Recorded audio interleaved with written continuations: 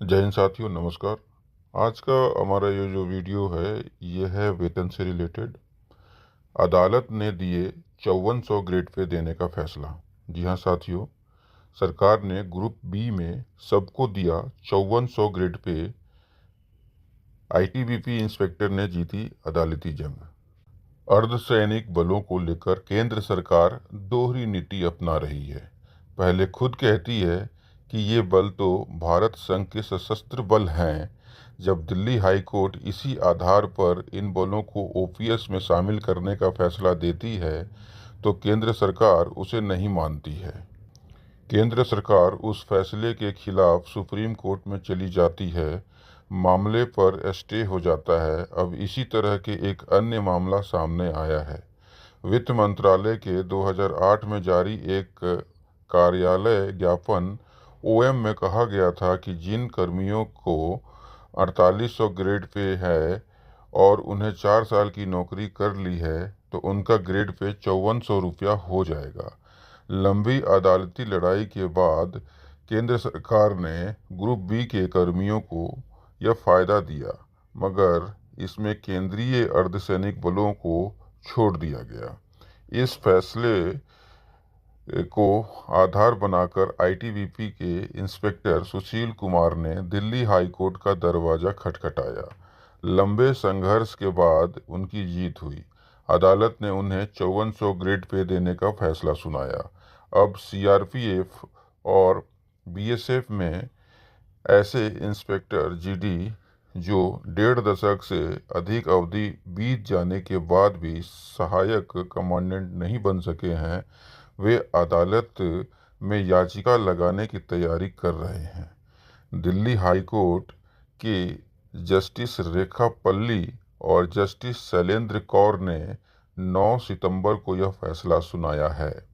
बता दें कि वित्त मंत्रालय के व्यय विभाग ने 29 अगस्त 2008 को एक कार्यालय ज्ञापन जारी किया था।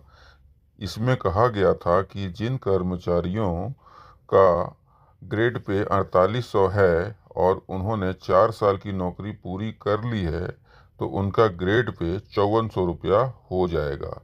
इस मामले में central board of direct tax CBDT में कार्यरत कर्मियों को यह फ़ायदा नहीं मिला।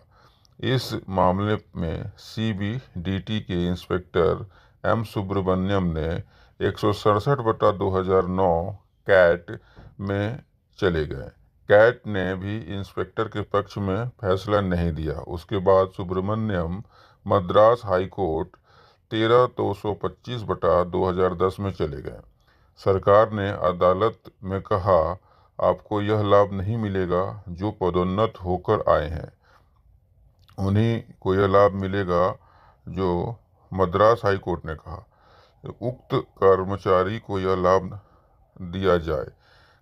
हाई कोर्ट के फैसले के बाद माफ़ कीजिएगा, हाई कोर्ट के फैसले के खिलाफ सरकार सुप्रीम कोर्ट 8883/2011 केस में चली गई। सुप्रीम कोर्ट ने पूरे मामले की सुनवाई के बाद सरकार को लताड़ लगाई। मद्रास हाई कोर्ट का फैसला बरकरार रखा गया। केंद्र सरकार इसके बाद भी संबंधित कर्मचारी को फ़ायदा देने के लिए तैयार नहीं हुई। सरकारी अपील भी 10 अक्टूबर 2017 को डिसमिस हो गया। सरकार ने एक नहीं बल्कि 2 रिव्यू पिटीशन किए थे। ये भी 23 अगस्त 2018 को डिसमिस कर दिया गया। सुप्रीम कोर्ट ने कहा, इस मामले में जो एसएलपी रिजेक्ट की गई है, केस का वही स्टेटस रहेगा। इसके बाद सीबीडीटी ने भी सुप्रीम कोर्ट का फैसला मंजूर कर लिया। सुप्रीम कोर्ट ने में पेटिशनर रद्द होने के बाद केंद्र सरकार ने ग्रुप बी में यह आदेश लागू कर दिया। मतलब वित्त मंत्रालय के 2008 में जारी कार्यालय ज्ञापन ओएम के अनुसार जिन कार्मिकों का 4800 ग्रेड पे है और उन्होंने 4 साल की नौकरी कर ली है, उनका ग्रेड पे 5400 रुपया हो जाएगा। ये फ़ायदा दिया जाएगा, सरकार ने यह कहा। यह आदेश केवल ग्रुप बी वालों के लिए लागू होगा। हालांकि यह ग्रेड तो ग्रुप ए में भी आता है, लेकिन ग्रुप बी में ही यह फ़ायदा दिया जाएगा। इसके पीछे वजह बताई गई कि ग्रुप बी में कमज़ोर वर्ग है, उन्हें आर्थिक तौर पर सफल बनाना है। केंद्र सरकार ने उस वक्त एक नई शर्त लगा दी थी। सरकार ने कहा था, सभी को यह फ़ायदा नहीं मिलेगा, केवल पदोन्नति वालों को ही दिया जाएगा। खास बात यह है कि केंद्र सरकार ने सभी विभागों में यह फ़ायदा दिया, लेकिन अर्धसैनिक बलों को इससे बाहर रखा गया। ग्रुप बी सिविल वालों को लाभ मिला, लेकिन सीएपीएफ को नहीं दिया गया। ITBP inspector pharmacist Sushil Kumar ने दिल्ली हाई कोर्ट में याचिका लगाई। उसमें कहा गया कि मद्रास हाई कोर्ट ने इस केस में फैसला दिया था, हरियाणा एवं पंजाब हाई कोर्ट ने भी इस केस में फैसला दिया था, सुप्रीम हाई कोर्ट ने भी हाई कोर्ट का फैसला सुरक्षित रखा था। सुशील कुमार ने उक्त फैसले के आधार पर 1 जून 2020 को आईटीबीपी में लीगल नोटिस भेजा था। बल ने उसे 18 सितंबर 2020 को रिजेक्ट कर दिया। उसके बाद 43,321 बटा 2021 रीट पिटीशन किया गया। दिल्ली हाई कोर्ट ने यह कहकर पिटिशनर को डिस्पोज कर दिया कि विभाग इस रीट पिटीशन को ही प्रतिवेदन माने, इसी पर एक विस्तारित आदेश जारी करे। इसके बावजूद विभाग ने प्रतिवेदन को 24 सितंबर 2021 को रिजेक्ट कर दिया।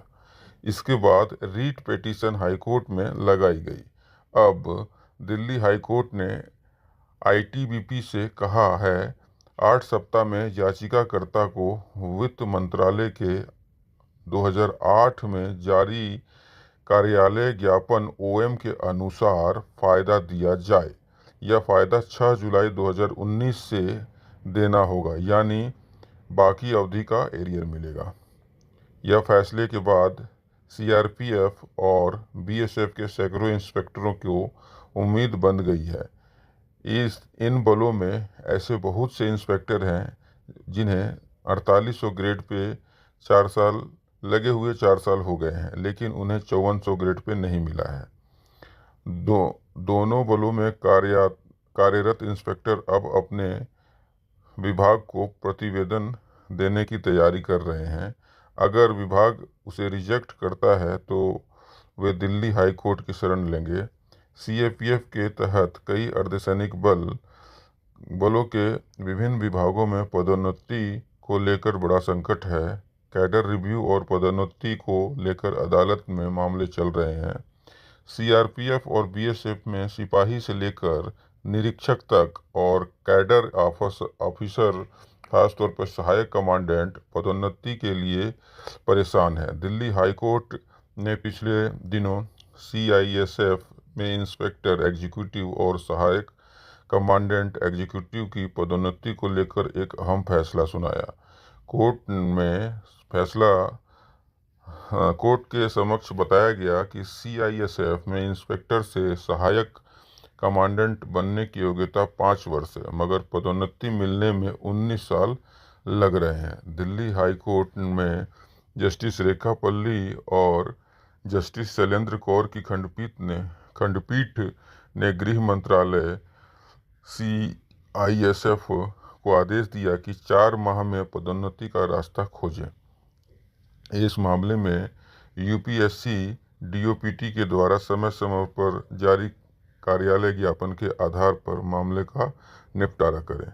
तो साथियों, ये एक मामला था जिसमें बीएसएफ और सीआरपीएफ और सीएपीएफ में जो भी इंस्पेक्टर हैं जिनका 4800 ग्रेड पे लिए हुए 4 साल से ज़्यादा का समय बीत चुका है, उन्हें 5400 ग्रेड पे दिया जाएगा। उम्मीद करते हैं जो लोग इससे इफेक्टेड होंगे उसको ये वीडियो फ़ायदेमंद होगी। मिलते हैं तब तक अगले वीडियो में। तब तक के लिए नमस्कार। जय हिंद, जय भारत।